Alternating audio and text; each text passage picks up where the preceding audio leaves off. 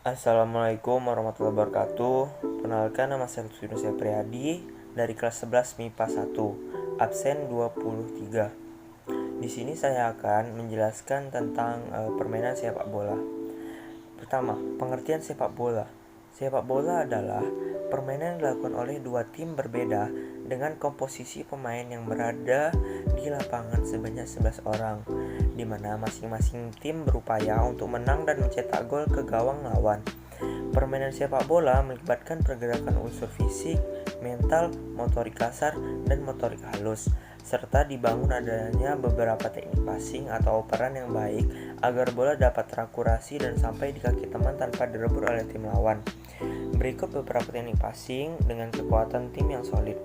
Adapun bola yang digunakan dalam permainan berbentuk oval, di mana setiap pergerakannya dilakukan setiap pemain menggunakan kaki dan hanya penjaga gawang atau kiper yang bisa menyentuh bola menggunakan tangan. Yang kedua itu adalah sejarah permainan sepak bola. Kehadiran pemain sepak bola terjadi di Cina sekitar abad ketiga dan 2 sebelum Masehi dengan nama permainan cuju, di mana cuju dimainkan dengan bentuk bola bundar di atas bidang tanah persegi. Banyak negara yang mengklaim bahwa kehadiran sepak bola diawali dari mereka sendiri, seperti Yunani kuno dan Roma. Namun cerita yang banyak diakui pemain sepak bola populer pada abad ke-12, di mana pada abad ini sepak bola dimainkan di padang rumput dan jalanan Inggris. Seiring berjalannya waktu, bermunculanlah klub sepak bola. Akan tapi kehadiran klub sepak bola yang diyakini ada sejak abad ke-15 yang terorganisir dengan baik dan tanpa status resmi. Oleh karena itu cukup sulit untuk menentukan klub sepak bola yang pertama hadir di muka bumi ini. Beberapa sejarawan Inggris mempercayai bahwa terdapat klub profesional yang dibentuk di Inggris pada tahun 1862 dengan nama klub Inggris Notts County. Setahun kemudian, sepak bola modern lahir pada tahun 1863 ketika Asosiasi Sepak Bola Inggris didirikan. Sejak setelah itu, pada tahun 1883 dilangsungkan turnamen internasional pertama yang melibatkan 4 negara, yaitu Inggris, Irlandia, Skotlandia, dan Wales. Yang ketiga itu ada peraturan yang ada pada permainan sepak bola. Melihat antusias penduduk dunia terhadap sepak bola harus berbarengan dengan aturan main. FIFA sebagai organisasi internasional yang menaungi olahraga ini telah mengeluarkan aturan baku, di mana aturan ini disebut sebagai Law of the Game yang menurut mereka berlaku untuk semua pertandingan baik tingkat internasional maupun pertandingan antara anak-anak kecil di desa terpencil. Dalam aturan tersebut terdapat 17 pasal yang berlaku untuk pertandingan, di mana aturan-aturan yang berkaitan dengan jumlah pemain yang harus dimiliki suatu tim, durasi pertandingan, ukuran lapangan bola, jenis dan sifat pelanggaran yang dapat diadili wasit, dan banyak aturan lain berkaitan dengan prinsip sepak bola. Yang pertama itu adalah peraturan tentang gol yang sah, di mana aturan pertama yang perlu diperhatikan adalah untuk memenangkan pertandingan bola harus masuk ke gawang lawan. Setiap tendangan yang mengarah ke gawang lawan harus diakhiri dengan melewati garis agar bisa menjadi gol yang sah. Gol dapat dicetak dengan bagian tubuh manapun selain dari tangan atau lengan hingga ke bahu. Yang kedua itu peraturan tentang waktu permainan. Aturan umum yang perlu diperhatikan adalah waktu yang berlaku selama pertandingan adalah selama 90 menit.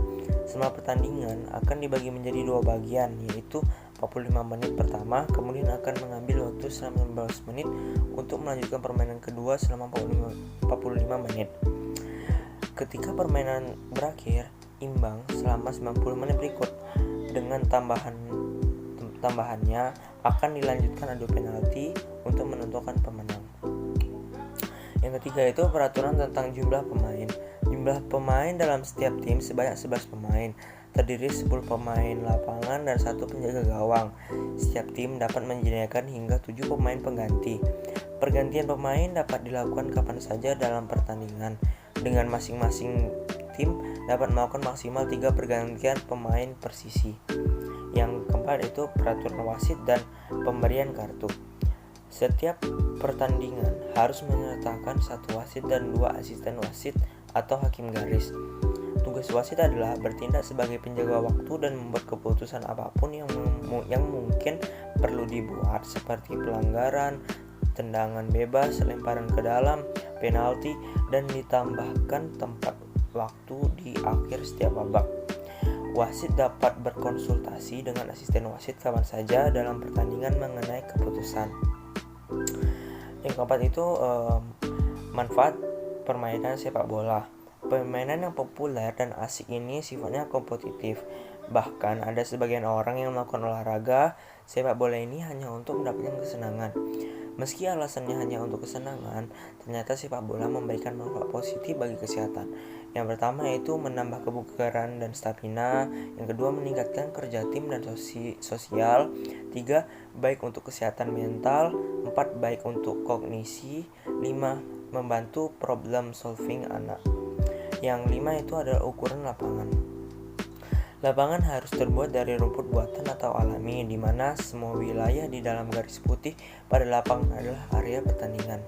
Ukuran lapangan diperbolehkan bervariasi. Aturan FIFA menerapkan standar lapangan sepak bola internasional adalah panjangnya 100 sampai 110 meter, sementara lebarnya 64 sampai 75 meter. Adapun lingkar tengah memiliki radius 9,15 meter. Sedangkan ukuran kotak penalti adalah 40,3 meter kali 16,5 meter. Teknik yang keenam itu ada teknik dasar pemain sepak bola. Yang pertama itu ada A. Teknik dasar mengoper bola passing. Ada beberapa teknik passing atau operan yang baik agar bola dapat berakurasi dan sampai di kaki teman tanpa direbut oleh tim lawan. Itu ada 1. Inside of the foot or push pass, kaki bagian dalam. Yang kedua itu outside of the foot, kaki bagian luar. Yang ketiga instep drive. 4.